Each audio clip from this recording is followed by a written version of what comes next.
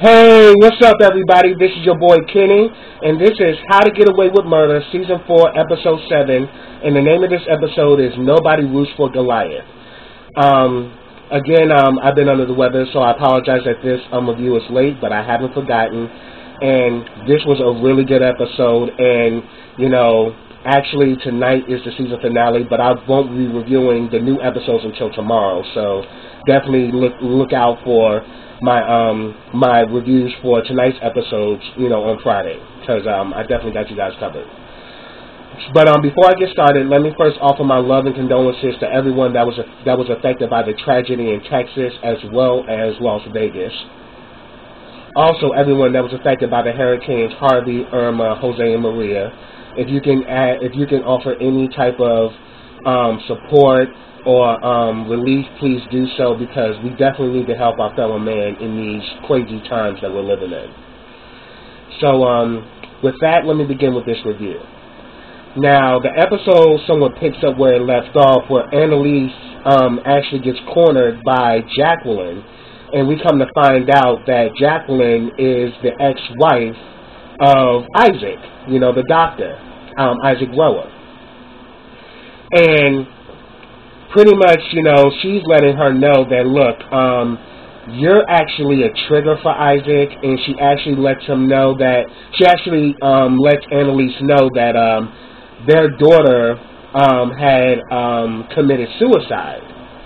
And, you talking about, all of the things that you've been saying, you're obviously triggering him because, when he was. And then she said, because, after our daughter died, he kind of really hit rock bottom. He started doing drugs and all of that. And I think that's what's going on now. He's starting to use again and all of that. So she's pretty much letting Annalise know that, look, I can actually become your new therapist because I'm a therapist as well. But you need to drop Isaac because right now I don't think Isaac is going to mean you any good. Then we actually see that Annalise does drop Isaac as her therapist and says that she's got another therapist. And he pretty much tells her that if you leave here, you're going to drink again. And at one point she was hesitant, but then she walked out. So she's just like, no. Because it's like, she finds out all this information. And Isaac's like, where are you getting all this from? But she's not revealing her source as to where she got it from. Because, she's saying that you didn't, I come to find out you had a daughter that committed suicide. No wonder why you can relate to my situation with my child and why you're so invested and why is it that you've been putting me through the ringer this whole time. It's because you actually have a personal stake in my situation and it's become somewhat of conflict of interest. So we see that going on.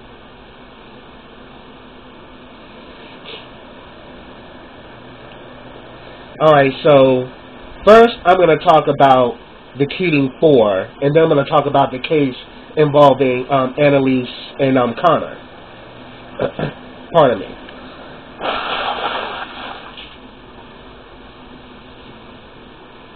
Now, we saw from the last episode that Asher now knows about everything going on at Complain and Go because he had put a camera inside the bear that he gave to Laurel, and he heard everything. So he's mad as hell at Michaela. He's went back to his dorm, and we even saw when they went to class, she got like his favorite breakfast sandwich. He pretty much says that, I'm sorry, but I don't actually eat food from liars. He took the damn sandwich and gave it to somebody else and kind of just blew her off. And we just see throughout the whole episode, like, Asher is he's just about had it with Michaela. And later on, they actually end up meeting up with Frank, and they tell Frank everything. Laura, Michaela, and Asher, and also what's his name, Oliver, a.k.a. Olive Oil. Yeah, I'm calling him Olive Oil because he did the unthinkable at the end of this. So yeah, he went back to being Olive Oil, because those of you who've been following me when I reviewed the show, I've called Oliver Olive Oil many times ago, because Oliver does too much. So they're all talking to Frank, and Laurel lets Frank know that, yeah, I want to take down my father, and I want him to pay for all the crimes he's committed. And they plan that they're pretty much planning, you know, they need to get into the files and actually make them go public before his company Antares goes public. You know, so if all these files come out, it can shut, you know, her father down. So she's dead set on taking down her father, and she's using Michaela and Oliver to do it. And Frank is like, you're fucking insane. Like, this is gonna really create a bunch of mess. Are you crazy? Like, and on top of it, you're so into this that you actually think you actually got them involved and you're putting them in danger. I mean, have you really thought this through? And Laurel was like, yeah, I thought it through. I want my father to pay for what he's done. I want him to pay for what he did to Wes and all of that. So at first, you know, Frank was like, I'm dead set against it. It ain't going down. But then he's like, I'll do it myself and all of that. And Asher was the same way. I'm not doing this bullshit. And, you know, if anything, he's mad, and he's saying that, you know, and then he like made a comment to about Laura. See, the thing is, I know what you're doing, Michaela would never do, because, you know, you actually loved Wes. And that really just hurt Michaela. Like, she's like, oh my God. And then we actually see afterwards, Michaela and Asher go back and forth, and he was saying that, you know what, I'm beginning to think maybe we weren't a really good fit. Maybe I was just a rebounder. She's like, what are you talking about? You were never a rebound. She says, bullshit. Because you still got your damn wedding dress in the closet, and how do you think that makes me feel when I have that one dresser drawer, and when I put things in the dresser drawer, I have to be reminded of that wedding dress, that really you're looking for your Barack Obama, and I'm just a stop along the way until you find him. And she's saying that's not true. And she says, in that dress, that's Vera Wang, and it's $20,000. She said, well, then sell it then. So really, it's just like, it's more to the fact that, you know, she lied. It's also the fact that she's still holding on to her past. And then, you know, Michaela starts like, you know, well, you know, I never had a mother. You know, I don't have that type of, you know, I have trouble connecting with people. And he's saying that regardless of whether you had a mother or not, there's just, you know, human decency. And sometimes I don't think you possess that. So we see that Michaela and Asher were just butting heads like crazy. But we actually see that Michaela literally broke down because she really is in love with Asher. And that she likes him because he's not like the Barack Obama type, and that he's not the typical guy that she normally went after. Because when we first saw them together, we were like, oh, hell no. Something ain't right with that. But then they grew on us, and they definitely grew on me. And I can't see Michaela and Asher not being together. So we saw all that go on. Then, at Complaining Gold, Oliver actually helps Simon. Simon's, I think, laptop, Simon's computer got a virus. And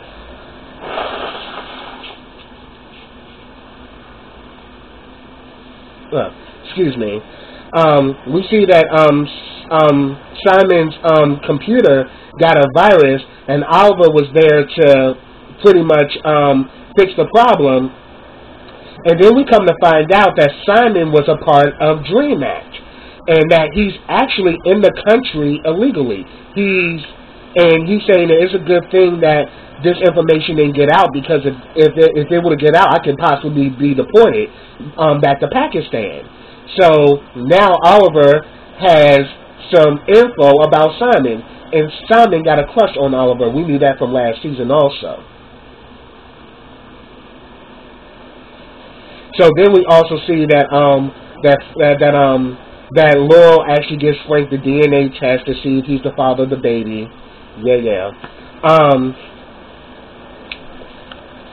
And eventually, so later on they all convene. Frank, Laurel, Michaela, Asher, and Oliver. They all decide, okay, we're going to do this because what ends up happening is that Michaela has a scene with Tegan. Tegan wants her to put together. They're having this office party on Friday where all of the the big wigs are going to come, and she says, I want this party to be spectacular, and I want it to be done to the best because I'd be damned these assholes gonna come and try to take claim for anything I'm doing. I want this party to be amazing. So she pretty much told Michaela to handle the party details. And Michaela's like, I have all this and that. And she said, well, it's funny that I actually had a previous intern that was about to get married, and yet she was able. She's like, okay, Tegan, I got it. She's like, I know you do. And I like Tegan because Tegan don't miss her words. She's straight to the point. She's a boss bitch, and she's not gonna backpedal for anybody. But yeah, they're all looking forward to this because this is supposed to be the night where, Taurus goes public, and they're all celebrating because a whole bunch of money is gonna be made, and Tegan is just all excited about it. So while they're setting up the plan, Michaela lets them know, okay, we can do this on Friday. There's this big party. Everybody's going to be there. And everyone's like, okay, so how are we going to get into the database or whatever? They said that we can take, they suggested we take Tegan's card. And then Michaela's like, no, I don't want Tegan involved. We need to find another way. We're not taking Tegan's card. But then Oliver came up with the plan. We can take Tegan's card, but we can put it on Simon, because at the end of the day, we can use Simon as a sacrificial lamb because I fixed his virus today, and if his stuff would have gotten out, he would be deported because he's in this country illegally. So they're like, oh, and none of them don't like Simon, so they were all game for it. Okay, I'm going to pause on that.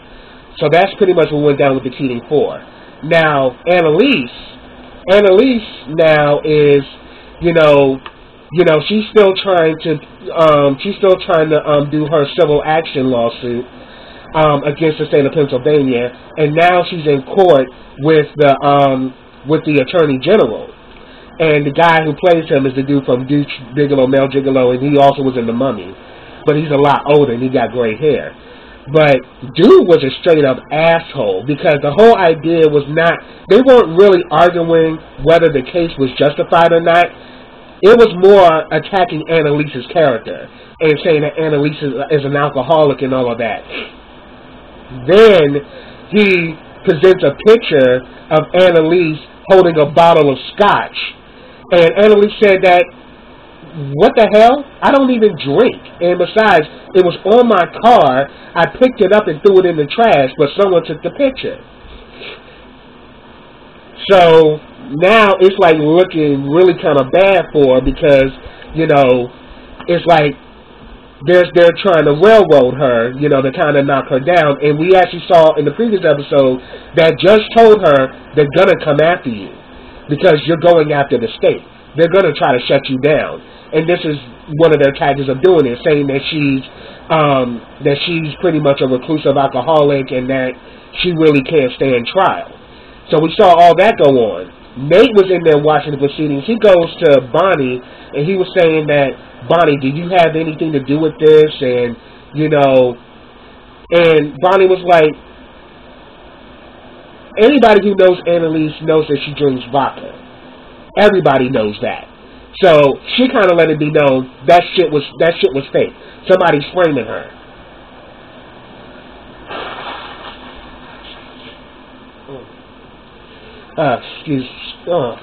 Excuse me about that. Fighting, the change of weather.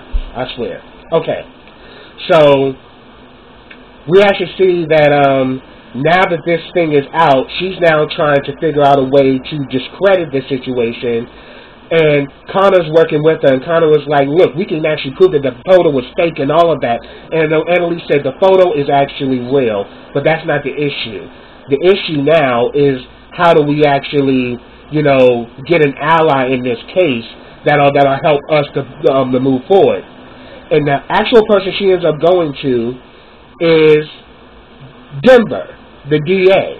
And Denver hates her with a passion. And he's like, what makes you think I'm going to do anything to help your ass?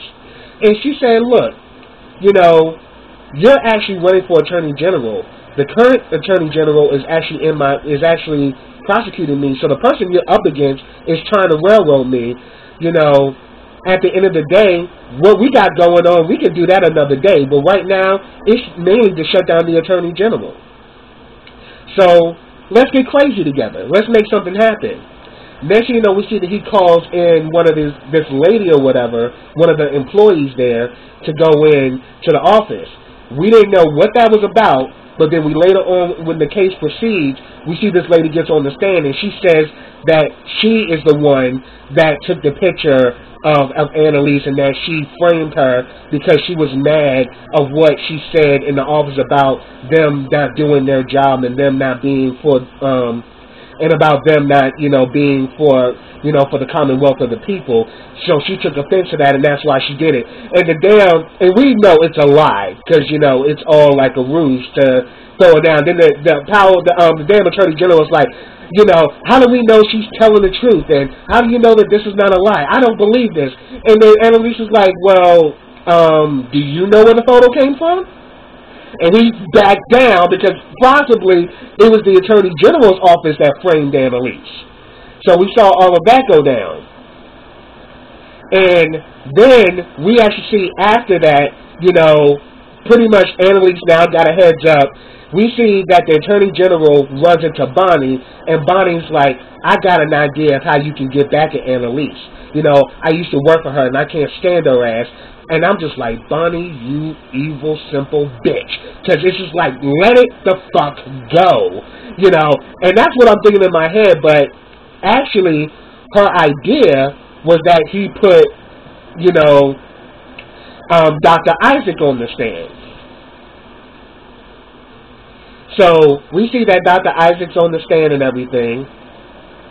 And he literally goes up there and he defends Annalise, saying that, she has been doing her drug test. She has not been drinking. She has taken her sobriety seriously. And I think she is, stable enough to actually do this case. And I really do believe in what she's doing. And I believe that she has made a lot of progress. So completely shuts down, the Attorney General. And they actually rule in Annalise's favor. And we see that Connor's right there with her and everything. And they rule in Annalise's favor that she can actually continue to lead her case against the state. So so pretty much we see afterwards, Annalise is talking to the press, and then she says a few words, and then she puts Connor up there saying that, Connor helped me a great deal in this case, and now Connor is now getting some shine. And I was so happy for Connor because Connor is now feeling important, and he feels great working with Annalise because now they're not doing any tricks or doing any, mischievous moves. They're actually on the good side now, and he's loving it. So then we get the scene.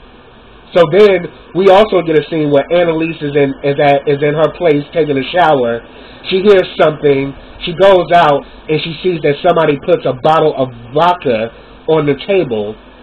She gets completely shooken up and she decides to go stay with Nate. Nate is pretty much telling her that, look, I really believe in what you're doing. I just want you to realize that you need to stay on the straight and narrow. No tricks, no games. And I will be supporting you 100%. But you have to do things the right way. And then he was saying, I really do believe in you. And then the next thing you know, we see Annalise kind of giving that eye like, and he's like, you have a good sleep. So I'm like, oh no, boo-boo, you ain't getting none. If anything, it's strictly platonic between you and Nate right now. So she ends up going to sleep at Nate's house because she did not want to stay in that house because the vodka was there. The question is, who planted that damn vodka there? I mean, was Bonnie behind that shit, or was someone else behind that? And then we also see that she also meets up with Jacqueline again, and Jacqueline is letting her know that she's going to put it through the board, that everything's good. And she's like, I know you probably want to slap me right now. She's like, yeah, I do. But at the end of the day, it's all about, you know, me moving forward, right? So it is what it is. But then she actually later on meets up with Dr. Isaac, and she was saying, why'd you get up there and lie on the stand like that? He says, I didn't lie. You know, I really do feel that you are well enough to take this case.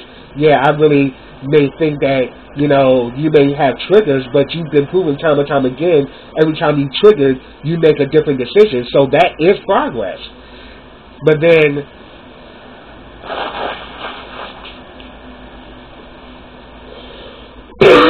so then they start talking, and she starts asking questions like, well, are you using again? You know, are you like back on heroin or on that hard stuff? And all of a sudden he's kind of questioning, like, where are you getting all this from? Who's telling you this? And she's like, is it true or not? You know, that, you know, when your daughter died, you kind of just went down this really deep depression. And how do I know that right now you're not doing the same thing with my case? And, you know, after I've shared so much with you, how I know it's not triggering you? And I was just like, where are you getting this from? Who's telling you this? Is it Bonnie? And she's like, Bonnie? No, it's not Bonnie. It's your ex-wife. And I was like, so now Annalise knows that Bonnie has been seeing him. So it's like, oh damn, Bonnie being like that little damn mouse is running around into some shit. But then the good thing about that, after, you know, Dr. Isaac defended Annalise on the stand, the DA was mad as hell at Bonnie. She said, you said it was going to work. She said, yeah, I thought it was going to work too, but I guess I made a bad call. And he says, it seemed to me that you do that a lot. I was like, you know, if you really knew how true that was. But then Nate was like, you just won't give this up, will you? You just won't stop trying to destroy her. She's trying to do something good, and yet you're still making it about you. And she says, no, that wasn't the case. I got him because I knew he would help her. I knew he would defend her, you know. That's why I suggested that the Attorney General put him on the stand, because I knew he would defend. I knew that he would defend Annalise and he would help her. So that was pretty interesting. Then we also get a scene after they all plotted and everything. We also got a scene with Michaela and Asher. Instead of her selling the dress, this old dork brain decides to throw ketchup all on it. I mean, it pretty much is kind of like, yeah, letting you know that I don't care about this anymore. This doesn't matter to me. You know, forget the $20,000. But I'm like, girl, you could have cashed that bad boy in and could have made some money. You know, that's all I'm saying. But then we get a scene with Connor. Connor kind of builds like this little hut for him and Oliver. Oliver comes in, he goes in, and the two of them are in there talking, and he's saying that, man, I feel so happy today. Like, I really am on the side of good, and it feels great. And then he says that, you know, my father actually told me that you weren't the one for me, but screw him, you complete me, and I really want to spend the rest of my life with you. And he actually proposed to Oliver, and he asks him, will you marry me?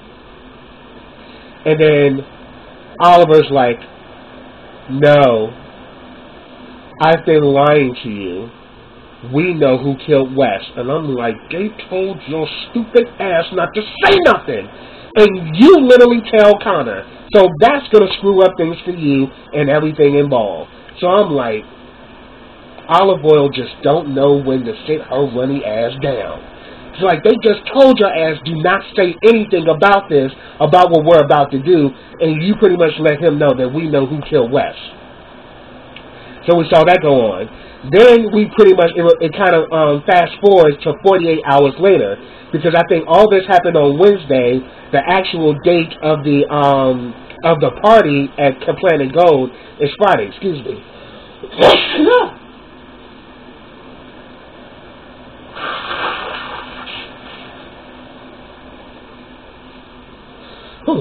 Excuse me again. Oh. So it fast forwards to 48 hours, and we see everything that goes down.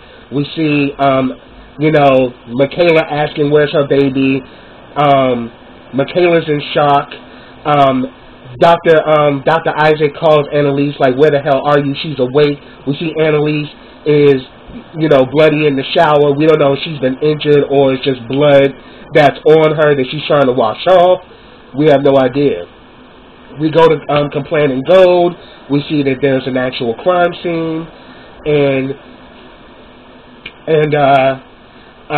we see that Oliver is the witness. We also see that Asher's in jail. We also see that, the bloody elevator, at the place where Annalise is staying.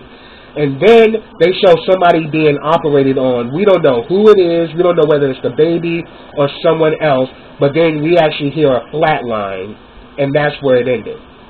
So if I missed anything, put it down in the comments. I'd love to hear from you guys. But yes, I am so here for it, because tonight is the season finale, and again, I will be reviewing it tomorrow. But yes, I am so here for this show, and yeah, I mean, I can even say that, yeah, it's had a different change since, Wes died, but the actual suspense is still there, and I'm just so here for everything that's about to happen, because I think this season finale, this mid-season finale is going to be crazy. So that's what I have, everybody. Subscribe to my channel. Click that bell so you get notifications every time I drop a video.